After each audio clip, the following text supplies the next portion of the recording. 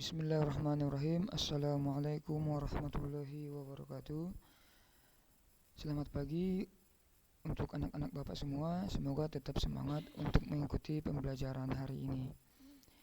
Alhamdulillah, puji syukur kehadiran Allah Subhanahu wa taala yang masih memberikan kita kesehatan dan kesempatan sehingga masih dapat melanjutkan pembelajaran tematik tentang pertumbuhan-tumbuhan.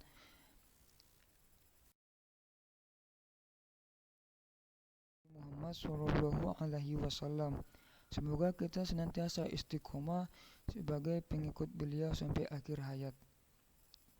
Baik, sebelum kita lanjutkan materi hari ini, ada baiknya kita berdoa terlebih dahulu. Berdoa dimulai. Bismillahirrahmanirrahim. Allahumma anfa'ni bi 'allamtani wa 'allimni ma yanfa'uni wajidni ilma. Amin. Baik, kita lanjutkan. Kita masuk ke pembahasan pertama, yaitu macam-macam perkembangbiakan tumbuhan. Kenapa yang dibahas di sini adalah perkembangbiakan? Karena perkembangbiakan dengan pertumbuhan tidak bisa dipisahkan, di mana pertumbuhan itu dimulai dari perkembangbiakan itu sendiri. Jadi yang akan kita bahas adalah perkembangbiakan tumbuhan. Baik. Perkembangbiakan tumbuhan dibagi atau dikelompokkan menjadi dua. Yang pertama, perkembangbiakan tumbuhan secara alami. Yang kedua, perkembangbiakan tumbuhan secara buatan. Perkembangbiakan tumbuhan secara alami merupakan perkembangbiakan pada tumbuhan tanpa campur tangan manusia. Sedangkan perkembangbiakan tumbuhan secara buatan adalah perkembangbiakan pada tumbuhan dengan campur tangan manusia. Berarti nanti ada peran manusia dalam perkembangbiakan tersebut.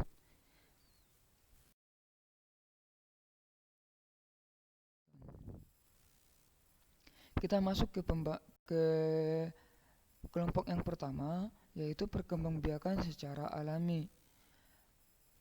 Di mana perkembangbiakan secara alami ini dibagi lagi menjadi yang pertama, di mana nanti tumbuhannya berkembang biak dengan biji.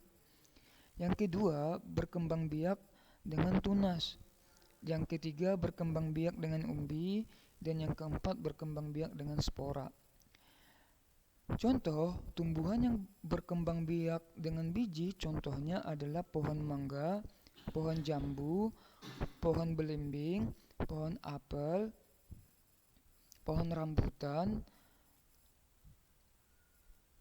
pohon durian, dan lain sebagainya. Intinya, pada umumnya setiap tumbuhan yang memiliki biji pasti akan berkembang biak dengan bijinya.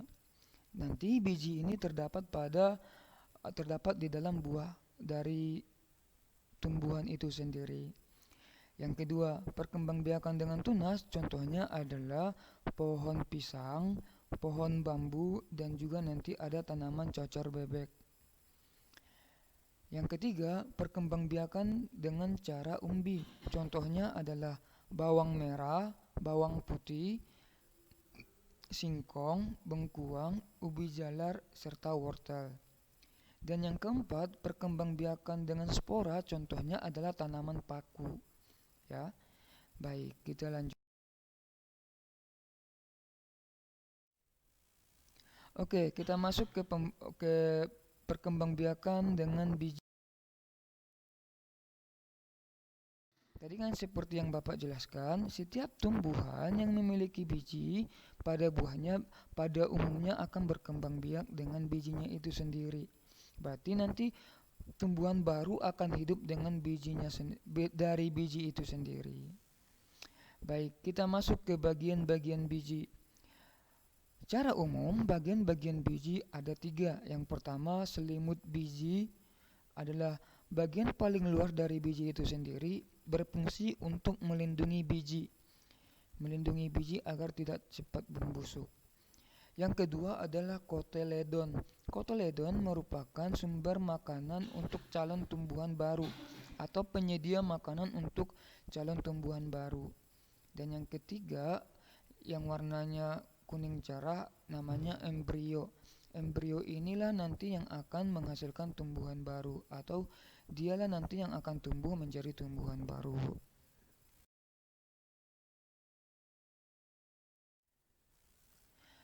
Kita masuk ke salah satu contoh dari tumbuhan yang berkembang biak dengan biji, yaitu mangga. Kita lihat daur hidup mangga. Daur hidup mangga, misalnya kita mulai dari pohon mangga. Pohon mangganya memiliki bunga, nanti pohon mangganya berbunga sehingga nanti bunganya akan menghasilkan buah mangga, di mana pada buah mangga tersebut di dalamnya ada bijinya atau ada biji mangga di dalamnya.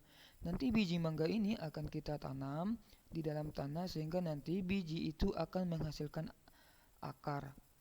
Nah, setelah menghasilkan akar, maka biji tersebut akan berkecambah, akan tumbuh akar dan tunas. Ini nanti tunasnya itu boleh dikatakan adalah kecambah dari dari biji mangga tersebut. Setelah itu, setelah tumbuh akar dan tunas, maka akan tumbuh pohon mangga yang kecil, pohon mangga yang masih belum kuat atau batangnya masih kecil ya. Sehingga nanti pohon mangga yang kecil ini akan menjadi pohon mangga yang besar, di mana nanti dia akan kembali menghasilkan bunga serta buah, sehingga nanti akan terus menerus seperti itu. Dari pohon mangga berbunga, berbuah, di dalam buahnya ada biji, kemudian bijinya ditanam sehingga menghasilkan akar, sehingga nanti ada tunasnya, kemudian nanti ada pohon kecil, kemudian menjadi mangga, terus-terusan seperti itu ya. Kedua yaitu perkembangbiakan dengan umbi. Perkembangbiakan dengan umbi ini dikelompokkan lagi menjadi 3 kelompok, yaitu ada namanya umbi batang. Contoh umbi batang adalah kentang dan ubi jalar. Ya. Yang kedua adalah umbi lapis. Contohnya adalah bawang dan bengkoang. Yang ketiga adalah umbi akar. Contohnya wortel dan singkong. Ya. Ini dia, ada kentang dan ubi jalar, ya kan? Ada bengkoang, ada singkong dan wortel. Nah, seperti itu ya, Nak ya.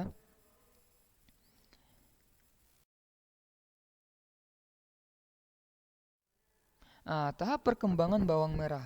Ini contoh dari tumbuhan yang berkembang biak dengan cara umbi. Kita ambil contohnya adalah bawang merah. Ini dia. Bawang merahnya, misalnya yang pertama, ada bawang merah kemudian ditanam, menghasilkan tunas. Tunasnya kemudian menjadi tumbuhan baru, sehingga nanti dia menghasilkan namanya tumbuhan bawang merah yang sudah dewasa, akan seperti yang ada pada gambar ya, Nak ya. Nanti itu tumbuhan bawang merahnya itu akan terus-terusan seperti itu. Ada bawang merah ditanam, muncul tumbuhan baru, tumbuhan barunya menghasilkan bawang merahnya ditanam lagi menghasilkan tumbuhan baru, akan seperti itu terus menerus ya.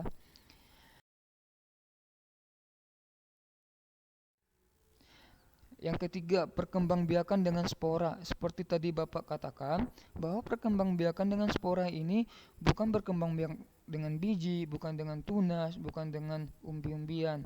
Nah, ini dia spora pada tumbuhan paku. Nah, pada gambar yang sebelah kiri, di situ kan pada daun dari tumbuhannya ada di pinggir-pinggirnya itu yang bintik-bintik berwarna hitam ya. Bintik-bintik berwarna hitam itu namanya spora. Nanti kalau sporanya sudah matang, maka nanti akan jatuh sendiri atau akan ditiup oleh angin, yang nanti spora itulah yang akan menjadi tumbuhan baru. Nah, yang berwarna hitam ya, titik-titik berwarna hitam atau bintik-bintik berwarna hitam di daun dari tumbuhan paku. Nah, gambar yang sebelah kanannya ada daun yang ada bintik-bintik berwarna merah. Bintik-bintik berwarna merah tersebut merupakan spora pada tumbuhan paku tersebut. Nanti yang berwarna merah itulah yang akan menjadi tumbuhan baru lagi atau tumbuhan paku baru, karena sporanya itu nanti akan tumbuh menjadi tumbuhan baru seperti itu ya, Nak ya. Jadi spora itu bakal yang menjadi tumbuhan baru yang ada pada daun dari tumbuhan itu sendiri. Seperti itu ya. Seperti pada gambar yang sebelah kiri, sporanya berwarna hitam, sedangkan gambar pada sebelah kanan, sporanya berwarna merah.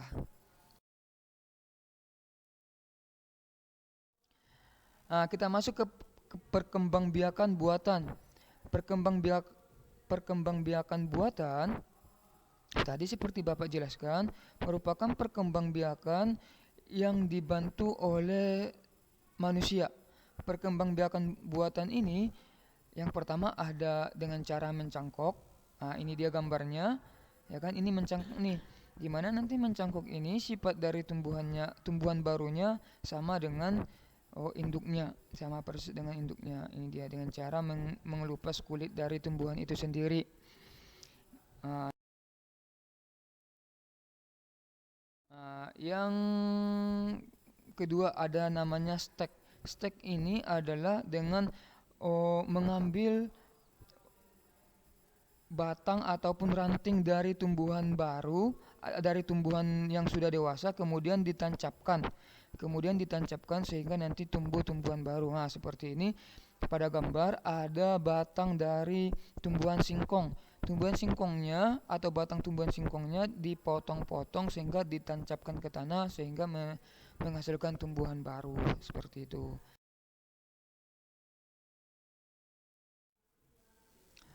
Ada namanya menempel. Menempel ini misalnya ada tumbuhan yang bagus, ada tumbuhan eh, yang bagus ya, ada tumbuhan yang bagus, yang misalnya buahnya lebih manis, lebih banyak, maka diambil tunasnya atau ujung dari rantingnya kemudian ditempel pada tumbuhan yang lain sehingga menghasilkan tumbuhan baru yang sifatnya sama dengan induknya itu. Oke, ini namanya menempel. Oke. Nanti boleh Ananda ini memperhatikan atau mengeksplor tumbuhan yang ada di halaman rumah atau di sekitar rumah, apakah dia berkembang biak dengan cara alami, apakah berbiji, apakah tunas, apakah umbi, apakah nanti spora. Atau misalnya nanti tumbuhannya itu apakah berkembang biak dengan cara buatan, di mana apakah dia menempel atau stek atau mencangkok ya. Itu nanti bisa diperhatikan oleh Ananda semua yang ada tumbuhan yang ada di sekitar rumah. Baik, Bapak rasa syukron wa jazakumullahu khairan. Jika nanti ada pertanyaan, silahkan dijabri ke Bapak. Untuk hari ini, tugasnya hanya memperhatikan tumbuhan yang ada di sekitaran rumah dan tentukan apakah tumbuhan tersebut berkembang biak secara alami dan tentukan dia berkembang biak dengan biji kah, dengan tunas kah, dengan spora kah, atau dengan umbi-umbian, atau mungkin dia berkembang biak dengan cara buatan. Oke? Sebelum kita tutup, mari kita berdoa dimulai. Subhanakallahumma wa bihamdika asyhadu an la ilaha illa anta astaghfiruka wa atubu ilaik.